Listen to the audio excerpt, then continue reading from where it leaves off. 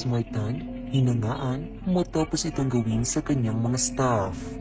Inuulan ng mga papuri ngayon at talaga namang marami ang napasana all sa ginawa ng kilalang CEO at content creator na si Rosmartan Pamulaklakin o mas kilala bilang Rosmartan sa kanyang mga staff.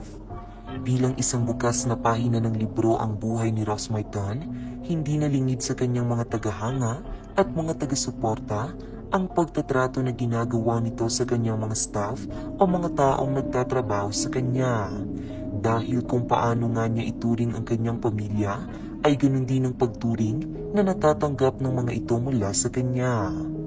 Mapapanood nga sa ilang mga TikTok videos ni Rosmar na kasakasalo nitong kumakain sa kanilang hapagkainan ang kanyang mga staff at kung ano ngang kinakain nito ay siya rin namang kinakain nila. Galante rin si Rosmar sa pagbibigay ng mga sorpresa at regalo sa kanyang mga trabahador. Tulad na lamang ng kanyang kasambahay na kung nasa ang bansa magbakasyon ng pamilya ng CEO content creator ay kasama rin ito. Maging ang pagpapaganda nito ay suportado rin ni Rosmar. Kamakailan nga'y ibinahagi ni Rosmartan ang naging pagkain nila sa isang mamahaling restaurant sa Tagaytay na kung saan ay kasama nito ang kanyang mga staff. Ilan lamang ito sa napakaraming beses na isinama ni Rosmar ang mga taong nagtatrabaho sa kanya sa isang mamahaling restaurant.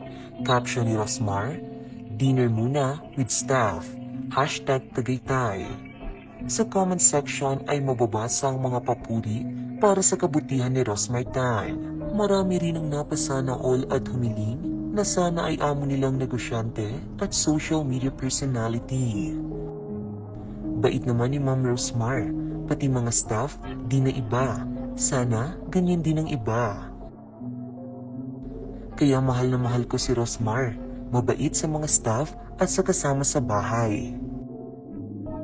Masarap siguro maging boss si Rosmar.